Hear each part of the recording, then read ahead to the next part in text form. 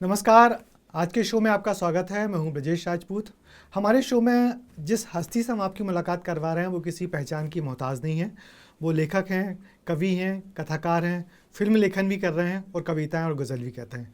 तो मुलाकात करवाते हैं पंकज सुबीर जी से। पंकज जी, आपका बहुत बहुत स्वागत है। जी शुक्रिया। मैं आपको लंबे समय से जानता हूँ, मगर आपकी जो शख्सियत है कमाल की है। मैंने इतने कम समय में 4 बड़े बड़े उपन्यास, 7 या 8 9 कहानी संग्रह, 2 गज़लों की और कविताओं की किताबें, तो आखिर इतना सारा लेखन आप कैसे कर लेते हैं?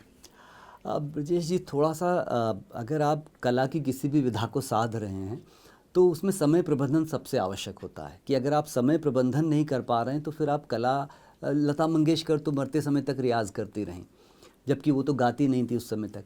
तो मुझे लगता है कि आप कला, चाहे साहित्य हो या कुछ भी हो, आप उसमें रियाज नहीं करेंगे, आप उसमें निरंतरता नहीं रखेंगे, तो वो निरंतरता अगर आपने नहीं रखी तो वो जो आपने इतने वर्षों से जो साधा है वो सब हाथ से चला जाएगा। तो मैं कोशिश ये करता हूँ कि मैं उस निरंतरता को रख पाऊँ। मैं समय निकाल कर कहानियाँ ज़रूर लिखता हूँ। 1-2 साल रिसर्च करने के बाद एक उपन्यास लिख देता हूँ, जैसे अभी एक रिसर्च चल रहा है। तो बस वही है कि समय प्रबंधन, क्योंकि व्यस्तता हम सबकी है, समय बहुत तेज़ चल रहा है, लेकिन उसके बीच में समय तो निकालना पड़ता है। मगर एक आपके साथ खास बात ये है कि आमतौर पे जो जिन लेखकों की बात होती थी तो दिल्ली, मुंबई, महानगरों में लेखक बनते थे, मगर आप वो लेखक हैं जिन्होंने सीहोर में चमीटा गाड़ा और इतना सारा कुछ लिखा। तो ऐसे सीहोर से इतनी मोहब्बत क्यों है आपको? कभी सोचा नहीं कि दिल्ली जाए, भोपाल आए? भोपाल तो आ ही सकते थे आप। नहीं ब्रजेश जी, ये चमीटा गाड़ने वाला आप ही ने बहुत पहले लिखा था मेरे लिए कि चमीटा गाड़ के बैठे। मुझे लगता है कि जब आप छोटे शहर में रहते हैं तो आपके पास में समय होता है। जैसे अगर मैं भोपाल ही आ जाऊँ, दिल्ली तो बहुत दूर की बात है, अगर मैं भोपाल ही आ जाऊँ तो मुझे अमूमन हर दूसरे रोज़ किसी कार्यक्रम में जाना पड़ेगा। किसी भी साहित्यकार की किताब का विमोचन है, उसकी किताब पर चर्चा है, और एक समय के बाद फिर जब मेरी उम्र हो जाएगी तो मुझे अध्यक्षता और मुख्य अतिथि जैसे काम करने पड़ेंगे। ये सब चीज़ें करने में आप अपने लक्ष्य से हटने लग जाओगे धीरे धीरे। फिर आपको इसका नशा चढ़ जाएगा, बोलने का नशा चढ़ जाएगा कार्यक्रमों में जाकर। छोटे शहर में, सीहोर जैसे कस्बे में अमूमन कार्यक्रम नहीं होते हैं। आप अपने व्यवसाय को जितना समय दे रहे हैं उसके बाद जितना समय है वो सब आपका है। मुझे आपको ये लाइन सुन के अक्षय कुमार याद आ रहे हैं कि अक्षय कुमार के बारे में कहा जाता है कि सुबह 5 बजे उठते हैं और रात में 10 बजे सो जाते हैं, किसी पार्टी में नहीं जाते हैं। और शायद इसलिए लगातार फिल्में लगातार कर रहे हैं और फिल्में फ्लॉप, वो अलग बात है। मगर आपके साथ एक और ख़ास बात है कि आप लगातार नए नए मुद्दों पर लिखते हैं। जी। मगर इस सब की बात तो हम आगे करेंगे, मगर ये लेखन की शुरुआत कैसे हुई? क्योंकि मैं जब आपको जानता था तब आप पत्रकारिता था। लेखन की शुरुआत तो हम सबकी शायद एक जैसे ही होती है। बचपन में जब स्कूल में पढ़ते थे हम लोग, सरकारी स्कूल वाले बच्चे हैं, हमारे को तो कभी कॉन्वेंट जैसी फैसिलिटी नहीं मिली। छोटा सा कस्बा इछावर, वहाँ का छोटा सा सरकारी स्कूल में पढ़ते थे, और पिताजी वहीं डॉक्टर हुआ करते थे। तो जब हम वापस घर लौटते थे तो हम देखते थे मेरे मम्मी और पापा दोनों को पढ़ने का बहुत शौक़ है। तो हमारी घर की ड्राइंग रूम की टेबल पर पत्रिकाएं, मतलब जब मुझे एक बड़ा अवार्ड मिला था तो इछावर के जो हॉकर ने एक आर्टिकल लिखा था कि मेरा पेपर का बिल आज तक कभी इतना नहीं बना जितना डॉक्टर साहब का बनता था। उनका ये आर्डर था कि सारी पत्रिकाएं मेरे घर आनी चाहिए जो भारत में निकल रही हैं। क्या बात है। तो इतना पढ़ने का चारों तरफ। फिर उपन्यास पढ़ने के शौकीन थे तो वो हम लोग किताबों में गुलशन नंदा को रख रख के पढ़ते थे। बिल्कुल तो हमारी तरह। वो हम सब वैसे ही लेखक बनते हैं। तो फिर ये हुआ कि धीरे धीरे वो जो पढ़ना था वो लिखने में कन्वर्ट होता चला गया, और पता ही नहीं चला कि कब धर्मयुग पढ़ते हुए एक पंक्ति, उसमें एक गीत पढ़ा मैंने, और उस गीत रमानाथ अवस्थी का गीत था वो, और उसको पढ़ते पढ़ते अचानक ऐसा लगा कि कितना सुंदर लिखा है, अपन भी ऐसा ही लिखें। तो कुछ लिखना शुरू किया। तो छोटी छोटी टूटी फूटी कविताएं, हर लेखक शुरुआत में कवि होता है जी। तो बस वहाँ से कविताओं से शुरू किया, और कविताएं बढ़ते बढ़ते कहानियों तक पहुँची और उपन्यास तक पहुँच गया सब। क्या बात है। तो घर वालों ने कभी कहा नहीं कि कहाँ लेखन के चक्कर में पड़े? आपके पिताजी डॉक्टर थे। डॉक्टर बनाने की कोशिश की मुझे, एक बार पीएमटी मैंने दी। अब तो नीट होती है, उस समय पीएमटी होती थी, और नहीं निकल पाया, क्योंकि नियति हमारे लिए जो रास्ते तय कर चुकी होती है हमें जाना वहीं होता है। तो मुझे लगता है कि लेखक बनना मेरी नियति में था और मैं उसी दिशा में जाना चाहता था। तो घर वालों ने तो ऐसा कोई प्रेशराइज मुझे नहीं किया कि नहीं तुम्हें डॉक्टर ही बनना। इच्छा थी उनकी कि मैं डॉक्टर बनूं। अब मेरी बेटी बन रही है तो शायद उनका सपना उससे पूरा हो जाएगा। बहुत सुंदर। पंकज जी, आपका एक उपन्यास है अकाल में उत्सव जी। और जो भी पढ़ता है तो मैं दंग रह जाता। और अच्छी बात ये थी कि लंबे समय बाद किसी ने किसानी पे इतना बेहतर, इतना अंदर घुस के एक उपन्यास लिखा था। हम नहीं पढ़ा था तो लगता था कि किसान का दुख दर्द आपने सब कुछ इसमें समेट दिया। तो कैसे आपने मैंने इस टॉपिक को चुना था? और इसमें एक तरफ किसान का दुख दर्द है, दूसरी तरफ प्रशासन की जो मौज मजा है, वो सब चीज़ थी। तो कैसे आपने इस विषय को कैसे चुना, जबकि किसान पर से प्रेमचंद ही लिखा करते थे? बिल्कुल, उस समय तो आपने सच कहा। जब मैं ये लिख रहा था तो मुझे लोग उस समय कह रहे थे कि गांव पर कौन पढ़ता है, किसानों पर कौन पढ़ता है, क्यों लिख रहे हो इस सब्जेक्ट पर। लेकिन मैंने उसको, चूँकि मेरा जो ननिहाल है, मेरे नाना जी किसान हुआ करते थे, तो मैंने, और छोटी जोत के किसान थे, मतलब बहुत गरीब किसान थे। तो मैंने उनके घर में वो सब चीज़ें देखी हैं जो एक छोटे किसान के घर होती है, कि वो कई बार हल खुद ही कंधे पर रख कर खेत जोत लिया करते थे, घर में अनाज उतना ही आता था। तो वो सब पीड़ाएं देखी, और फिर उनकी मौत भी उसी खेती में, उसी के कारण उनकी 50-55 साल की उम्र में उनकी मौत भी हो गई। तो वो सब चीज़ें, फिर जब मैं इछावर जैसे छोटे कस्बे में रहा तो मेरे पिताजी के पास जो किसान आते थे, मैं उनको देखता था कि वो इतनी ज़्यादा बड़ी बड़ी ज़मीनों के मालिक हैं, लेकिन उनकी फटी हुई धोतियाँ हैं, पैरों में चप्पलें नहीं हैं, पैर फट गए हैं पूरे। तब मुझे लगता था कि किसान पर कभी न कभी लिखना चाहिए। फिर मेरे शहर में जब ओले पड़े, बहुत भीषण ओलावृष्टि में पूरी फसल बर्बाद हो गई, उसी समय मेरे ज़िला कलेक्टर ने एक कार्यक्रम किया, सांस्कृतिक उत्सव बड़ा। तो वहाँ से मुझे वो आइडिया क्लिक हुआ कि इस कलेक्टर को अभी चाहिए ये कि किसानों की पीड़ा सुने, और ये अभी सांस्कृतिक आयोजन कर रहा है। तो वहाँ से वो अकाल में उत्सव का एक शीर्षक आया, और वहाँ से एक लिखने की भूमिका बनी। और चूंकि किसानी और खेती को मैंने बहुत नज़दीक से देखा था, तो शायद उसको व्यक्त कर पाया ठीक से। एक अच्छा उपन्यास आपका ये भी है, जुर्म इश्क पे नाज है। जी जी। इसकी चर्चा इसलिए हुई क्योंकि इसमें बहुत सारे धर्म के बारे में, जो दुनिया में जितने धर्म उनके बारे में यदि कोई नहीं जानता हो तो इस उपन्यास को पढ़ ले। और इसका फिर आपने लेखन भी इतना अच्छा किया कि एक घटना को लेके पुराने कालखंड पर जाते हो। तो ये आपकी जो कई परतों में जो लेखन चलता है, इसका आइडिया आपको कहाँ से मिला है? ये एक बहुत छोटी सी घटना से ये उपजा। आप जानते हैं शिवना प्रकाशन जो हमारा शहरयार देखते हैं, वो शहरयार मेरे बच्चे जैसा है। तो एक दिन हुआ ये कि रात को अचानक उसका मेरे पास फ़ोन आया कि वो एक छोटे से गांव में रहता है, जो लगभग पूरा मुस्लिम बस्ती है वो गांव, कि उस गांव को चारों तरफ से घेर लिया गया है और आग लगाने की कोशिश हो रही है, और बड़ी मॉब है, बड़ी भीड़ है।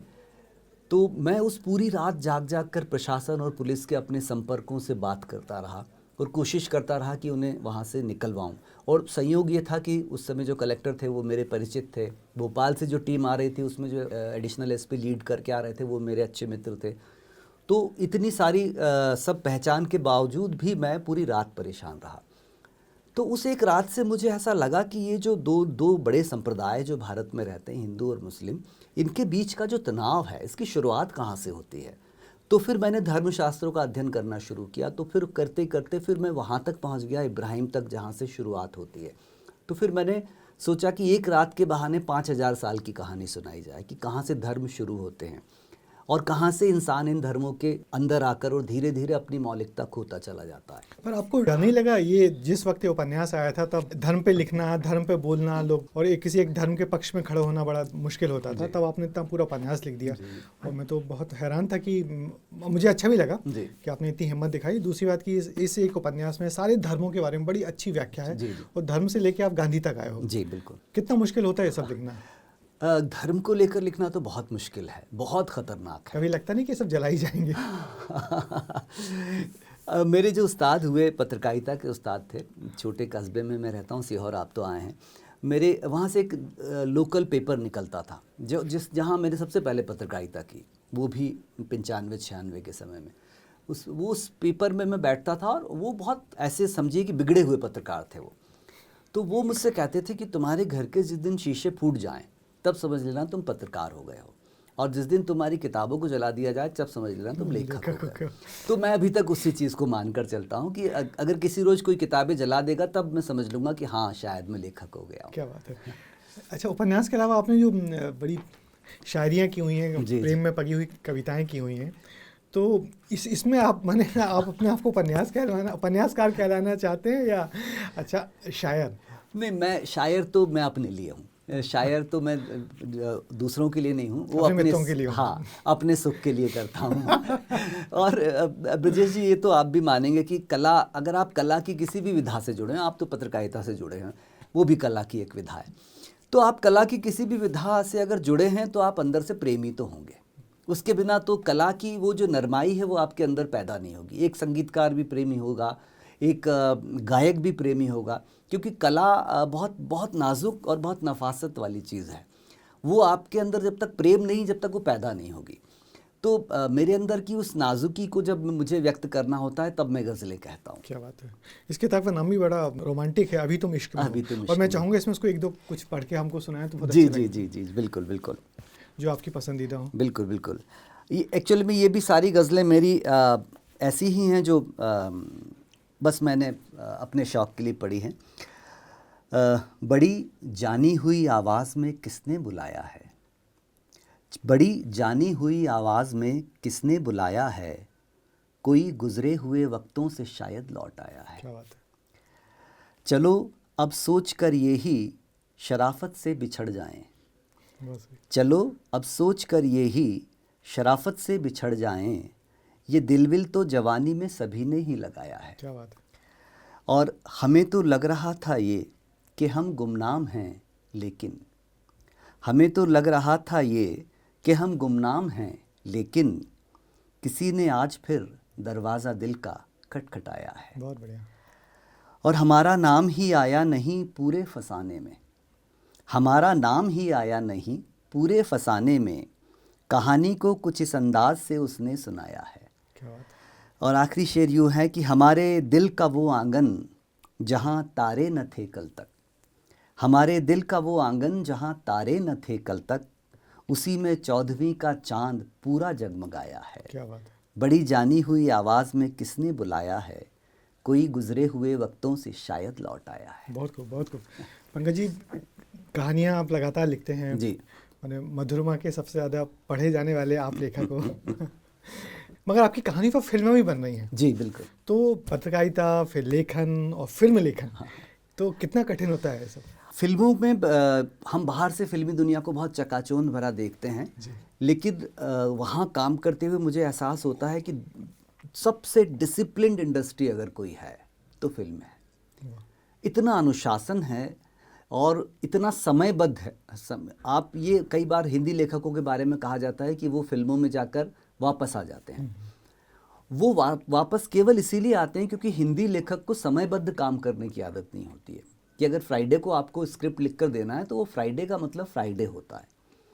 वो एक बहुत मुश्किल है वहाँ पर, कि वहाँ पर सब चीज़ें आप अगर आपने समय पर काम नहीं दिया तो वो पूरी यूनिट जिसका पर डे का खर्चा 5 से 10 लाख होता है वो पूरी एक दिन के बेकार हो जाएगा।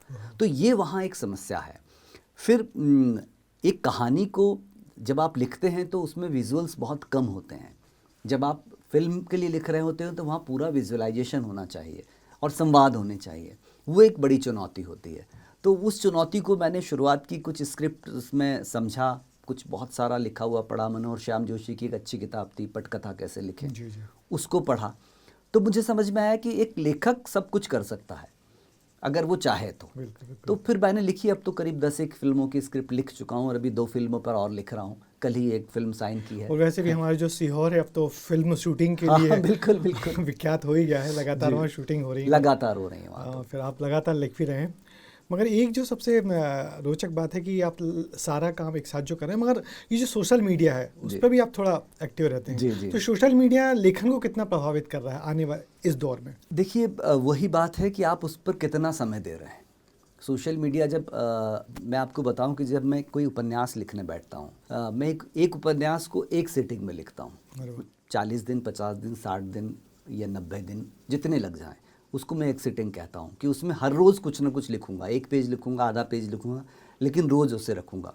उस दौरान मैं सामान्यतः अपने मोबाइल से सारे सोशल मीडिया के ऐप्स हटा देता हूँ, कुछ नहीं होते हैं, और मैं सोशल मीडिया से लगभग ज़ीरो हो जाता हूँ, क्योंकि वो आपके फोकस को कम करते हैं और आपका जो कंसंट्रेशन होता है विषय पर वो धीरे धीरे आपके हाथ से छूटने लग जाता है, क्योंकि आपके दिमाग में एक थॉट प्रोसेस चल रही है।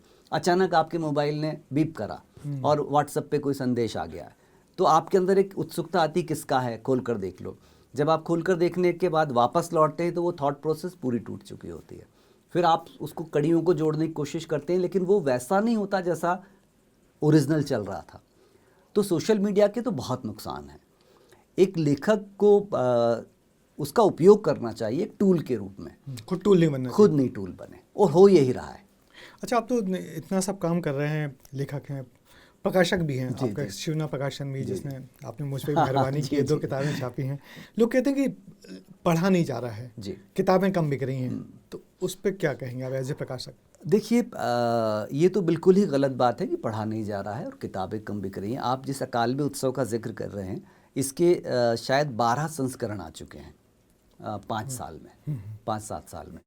आपकी किताबों के 3-3, 4-4 संस्करण आए हैं। तो अगर संस्करण नहीं आए तो फिर ये किताबें कहाँ जा रही हैं? अगर शिवना प्रकाशन ब्रजेश राजपूत की पहली किताब छापने के बाद दूसरी किताब भी मांग रहा है, तो इसका मतलब ब्रजेश राजपूत की पहली किताब बिकी है। कोई भी एक प्रकाशक तो दुकानदार की तरह काम करता है ना। अगर उसकी दुकान पर कोई प्रोडक्ट नहीं बिक रहा है तो वो रखना बंद कर देगा उसे कि ये नहीं बिकता, ऐसे मत रखो। लेकिन अगर लेखक से प्रकाशक किताबें मांग रहा है तो इसका मतलब किताबें बिक रही है। और अब तो और अच्छे प्लेटफॉर्म्स हैं, ऑनलाइन जो प्लेटफॉर्म्स आ गए हैं उसमें बहुत अच्छी बिक्री होती। पहले लोगों को ये दिक्कत थी कि पुस्तक की दुकान पे जाएंगे, किताब आउट ऑफ स्टॉक है, उसकी यहाँ नहीं मिली, उसकी जगह दूसरी खरीद के ला रहे हैं। अब तो अमेजन, फ्लिपकार्ट जैसी जगह। और इन दिनों लेखन कैसा हो रहा है? आप तो लगातार खूब पढ़ते हैं, हम आपके ब्लॉग देखते हैं, वीडियो ब्लॉग बनाते हैं आप किताबों को लेके, तो कैसा लेखन हो रहा है, कितना वैरायटी वाला हो रहा है? हाँ, बस ये है कि शोध की कमी आ गई है। अच्छा। रिसर्च नहीं हो रहा है। जो लोग लेखन कर रहे हैं वो बिना रिसर्च के कर रहे हैं, और इसीलिए वो लेखन में वो गंभीरता नहीं है। और इसे ऐसा कह सकते हैं कि क्वालिटी कम हो गई लेकिन क्वांटिटी बढ़ गई है। उसके पीछे एक कारण मुझे लगता है कि पहले एक प्रोसेस होती थी लेखा, हम लोग सब उससे गुजरे हैं। आज भी मैं हंस पत्रिका में जब कोई कहानी भेजता हूँ तो संपादक संजय सहाय मुझसे 4 बार रीराइट कराते हैं। अगर मैं ये सोच लूँ कि मैं तो 25 साल का लेखक हूँ, 25 साल से लिख रहा हूँ, और कोई संपादक मुझसे रीराइट करा रहा है तो मुझे छोटा दिखा रहा है। पर मैं इसको ऐसे देखता हूँ कि संपादक अपनी दृष्टि से मुझे ठीक कर रहा है, मुझे करेक्ट कर रहा है। पर आज के लेखक इसको बहुत ईगो पर ले लेते हैं। अगर आपने उनको ज़रा सा भी इंगित कर दिया कि ये कहानी यहाँ ज़्यादा बेटर हो सकती थी तो वो आपको मूर्ख साबित करना शुरू कर देंगे। तो मुझे लगता है वो सीखने की प्रक्रिया से भी नहीं गुजर रहे हैं। वो संपादक के कलम को अपने ऊपर नहीं मानते हैं। उनका ये कहना है कि मुझे तो इस कहानी पर फेसबुक पर इतने लाइक्स मिल गए, आप इसे ख़राब कह रहे हैं। तो शायद वो अनुशासन की कमी है, इसका लेखन पर प्रभाव आ रहा है। और जो नए लेखक हैं हमारा प्रोग्राम देखेंगे या देख रहे हैं, तो उनको आप क्या सजेस्ट करेंगे कि आपने तो 25 साल में इतना सारा लेखन किया, लगातार लिख ही रहे हैं और लगातार मैंने नई नई ऊंचाइयां छू रहे हैं, लेखन से फिल्म पे चले गए हैं, तो नए लोगों को आप क्या कहना चाहेंगे, किस तरफ ध्यान दें, कैसी तैयारी करें? मेरा सबसे पहले तो उनसे यही कहना है, खूब पढ़ें। अगर आप पढ़ेंगे नहीं तो शायद फिर आपके अंदर लिखने की भी ताकत नहीं आ पाएगी। मैं खुद अभी भी बहुत पढ़ता हूँ, मतलब मेरी लाइब्रेरी में से रोज़ एक किताब निकालूंगा और रेगुलर पढ़ता हूँ। तो पढ़ने की आदत ज़रूर डालें। अगर आप पढ़ेंगे नहीं तो वो आपको समझ में नहीं आएगा कि ये पूरी प्रोसेस पूरी कैसे होती है। तो बस एक ही है कि आप जितना पढ़ेंगे उतना अच्छा लिख पाएंगे। पंकज जी, आपकी कहानियों पे लगातार फिल्में बन रही हैं, जी, जी। और किसी भी लेखक के लिए बड़ी खुशी की बात होती है। हाँ। तो किन कहानियों पे फिल्म बनने को चर्चा करेंगे? अभी कुछ 3 का, अभी जो मेरा एक नया संग्रह है जोया देसाई कॉटेज, उस पर से 3 कहानियाँ ऐसी जिन पर फिल्में शायद जल्दी आपको मिलेंगी। परसों एक कहानी पर स्क्रिप्ट लिखने का मैंने साइन किया है। तो एक कहानी है उसमें स्थगित समय गुफा के फलाने आदमी। लंबे शीर्षक होते हैं मेरी कहानियों के। आपकी कहानी के शीर्षक बड़े जोरदार होते हैं, चोपड़े के चुड़ैले, जी, जी। ईस्ट इंडिया कंपनी, महुआ गठवारे। तो स्थगित समय गुफा के फलाने आदमी, ये कोरोना काल की कथा है। और उस समय का जो इंसानों के अंदर जो मानवीयता ख़त्म हो गई थी, हम उस भय में क्रूर हो गए थे कि हम अपने परिजनों को घर से बाहर पटक देते थे अगर कोरोना हो गया है, फ्यूनरल में तो जाते ही नहीं थे। तो उस समय पर केंद्रित एक कहानी मुझे कहीं से पता चली थी कि एक शहर में 4-5 लोग ऐसे थे जो पूरे समय यही काम करते थे कि जो अगर किसी का फ्यूनरल नहीं हो पा रहा है तो उसको लेके जाके उसका फ्यूनरल करवाते थे, और अगर किसी को अस्पताल ले जाना है तो वो बिना किसी डर के ये सारे काम कर रहे थे। तो उन्हीं लोगों में से एक के संपर्क में एक ऐसा वाकया हुआ था जिसमें एक घर में कोरोना से कोई डेथ हो गई थी, और उस घर में जो बेटी थी वो बेटी वो चाह रही थी कि ये लाश जल्दी से जल्दी घर से हटा दो। और फिर उस बेटी का जो पति है वो किसी बड़े चैनल का हेड था, तो अगले दिन उसने लाइव श्मशान से किया था कि ये भारत की बेटी है और देखिए पिता को मुखाग्नि देने आ रही है। वही लड़की जो एक रात पहले चाह रही थी कि ये लाश हटाओ घर से जल्दी, नहीं तो हमें कोरोना हो जाएगा। तो ये जो एक तरह का द्वंद्व है ये उस कहानी में है। तो इस पर एक फिल्म बनने के लिए अभी चर्चा चल रही है। और जो मैं आपसे कहा कि मेरी कहानियों के शीर्षक होते हैं, तो एक है ढोंढ चले जे हैं काहू के संगे, मतलब किसी के साथ ढोंढ, एक गांव का नाम है, वहाँ चले जाएंगे। ये एक मानसिक रोगी की कहानी है, जो मानसिक रोगी होता नहीं है, लेकिन इन दिनों जो सोशल मीडिया पर आप देख रहे हैं कि आप किसी भी व्यक्ति को ट्रोल करना शुरू कर देते हैं। अभी हमने देखा कि किसी एक महिला के गोद से बच्चा गिर गया था तो उसको इतना ट्रोल किया कि उसने सुसाइड कर लिया। तो ये सोशल मीडिया की भयानक दुनिया पर ये कहानी है कि एक आदमी है, उसे लगातार, वो आदमी थोड़ा सा सेक्युलर टाइप का है। इन दिनों सेक्युलर लोगों के लिए बड़ी समस्या है, तो वो सेक्युलर टाइप का है, तो उसको व्हाट्सएप के फैमिली ग्रुपों से निकाल दिया जाता है, उसको दोस्तों के ग्रुपों में उसको इग्नोर किया जाता है कि ये तो ऐसे इस तरह का व्यक्ति है। उसको कहा जाता है कि तुम किसी दूसरे देश में जाकर बस जाओ। तो ये सब चीज़ें उसके अंदर धीरे धीरे जनरेट होते होते और वो एक दिन ब्लास्ट हो जाता है और वो पैनिक अटैक आता है उसे। तो वो उसके डॉक्टर के साथ जो उसका कन्वर्सेशन होता है वो पूरा फिल्म में चलेगा। और संभवतः अगर सब कुछ ठीक रहा तो वो जो मनोरोगी वाला भूमिका है शायद नसीरुद्दीन शाह करेंगे उसको, और यशपाल शर्मा उसमें डॉक्टर बनेंगे। तो वो उसके बहाने से मैंने बताने की कोशिश की है कि ये जो सोशल मीडिया पर हम जो सब कुछ कर रहे हैं वो सब कितना घातक होता जा रहा है। आप इस समय जाकर किसी भी मानसिक चिकित्सक के पास जाएंगे तो आप देखेंगे उसके यहाँ भीड़ लगी पड़ी है, और वो सारी भीड़ उन लोगों की है जो कि फ्रस्ट्रेशन में है इस सब के कारण। तो जिस सोशल मीडिया की आपने मुझसे पहले प्रश्न किया था, ये उसकी भयावह दुनिया है जिसको मैंने उस कहानी में लाया हूँ। फिर एक कैद पानी है, वो बहुत एक अलग तरह की कहानी है कि एक गाँव में जहाँ पर एक ही पोखर है, छोटा सा पोखर है जिससे गाँव के सब लोग काम में उसको उपयोग में लेते हैं। उस गांव के उस पोखर के पानी पर एक दबंग व्यक्ति कब्जा कर लेता है, और उस कहानी का शीर्षक कैद पानी है, और उसके ऊपर बाकायदा सलाखें लगाकर और उसको पूरा कैद कर लेता है। तो उस पानी को मुक्त करने के लिए गांव वाले एक संघर्ष करते हैं, वो उस पर कहानी है।